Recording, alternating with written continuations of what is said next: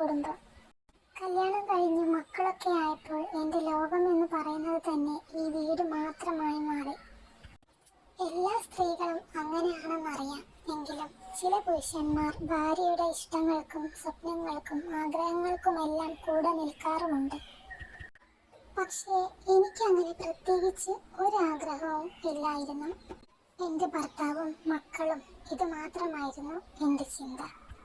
ഭർത്താവ് ജോലിക്കും മക്കൾ സ്കൂളിലും പോകുമ്പോൾ പരസ്പരം മിണ്ടാൻ പോലും ആരുമില്ലാതെ ഒറ്റയ്ക്കിരിക്കും. അവർ വരുന്നതും കാത്ത്.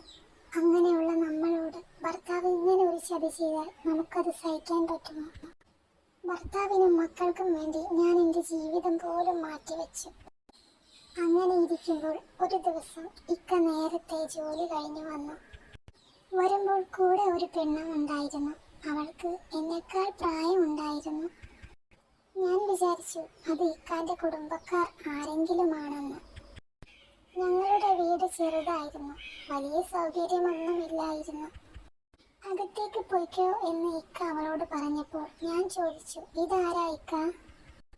നീ എനിക്ക് ആരാണോ അതുപോലെ തന്നെയാ അവളും എനിക്ക്. ഇക്ക പറയുന്നത് കേട്ടപ്പോൾ ഞാൻ ഷോക്കായിപ്പോയി. എന്ത്? ഞാൻ ചോദിച്ചു. ഞാൻ അവളെ നിക്കാഹ് കഴിച്ചു. പറ്റിപ്പോയി. ഇനിയൊന്നും ചെയ്യാൻ പറ്റില്ലല്ലോ. എൻ്റെ സാഹചര്യം കൊണ്ടാ. എന്നെ നീയൊന്ന് മനസ്സിലാക്ക്, ഇക്ക പറഞ്ഞു. അത് കേട്ടതും എൻ്റെ ശരീരം തളരുന്ന പോലെ തോന്നി. നിങ്ങൾ വേറെ കല്യാണം കഴിച്ചെന്നോ? അതും എന്നെ മറന്ന്, നമ്മുടെ മക്കളെ മറന്ന്? ഞാൻ നെഞ്ചു പൊട്ടി കരയാൻ തുടങ്ങി. അവളൊന്നും മിണ്ടാതെ മാറി നിൽക്കുന്നു. അവളെ ഇക്ക അകത്തേക്ക് കൈപിടിച്ച് കയറ്റാൻ തുടങ്ങുമ്പോൾ ഞാൻ ഓടിച്ചെന്ന് വീട്ടിൽ കയറി കതകടച്ചു. എന്നിട്ട് കണ്ണാടിക്ക് മുന്നിൽ എൻ്റെ പിരികം ഷേപ്പ് ചെയ്തു വെച്ച ബ്ലേഡ് എടുത്ത് മറ്റൊന്നും ചിന്തിക്കാതെ കയ്യിലെ ഞരമ്പ് മുറിച്ചു. ഞാൻ ജീവിച്ചിരിക്കുമ്പോൾ എൻ്റെ ഇക്ക മറ്റൊരു പെണ്ണിനോടൊപ്പം ജീവിക്കുന്നതും അവളെ സ്നേഹിക്കുന്നതും കാണാനുള്ള ശക്തി എനിക്കില്ലായിരുന്നു. എൻ്റെ ഇക്ക എൻ്റേത് മാത്രമാണ്. മറ്റൊരു പെണ്ണിനും പങ്കുവെക്കാൻ കൊടുക്കില്ല ഞാൻ. ഭർത്താവ് വഴക്കു പറഞ്ഞാലും അടിച്ചാലും തൊഴിച്ചാലും സഹിക്കാൻ ഭാര്യയ്ക്ക് കഴിയും. പക്ഷേ ഇത് മാത്രം ഒരു ഭാര്യയും സഹിക്കില്ല. എന്നെക്കൊണ്ട് തീരെ പറ്റില്ല. കയ്യിൽ നിന്നും ചോര വാർന്നൊഴുകി. ഇക്ക വിളിക്കുന്നത് കേൾക്കുന്നുണ്ട്. മോളെ, കതക് തുറക്ക് എന്ന് പറയുന്നതും ഞാൻ കേൾക്കുന്നുണ്ട്.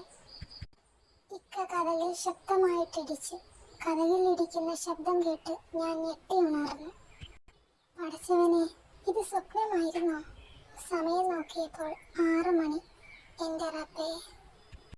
ഞാൻ ഇക്കാനെ നോക്കി. ഇക്ക മക്കളുടെ അടുത്ത് കിടന്ന് നല്ല ഉറക്കമായിരുന്നു. ഞാൻ എണീറ്റ് ഇക്കാന്റെ അടുത്ത് ചെന്ന് കിടന്നു.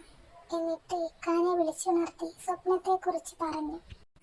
അത് പറയുമ്പോഴും ഞാൻ പൊട്ടിക്കരയുമായിരുന്നു.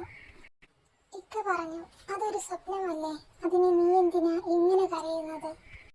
നിങ്ങളും മക്കളും അടങ്ങുന്ന ഈ കുടുംബമാണ് എൻ്റെ ലോകം.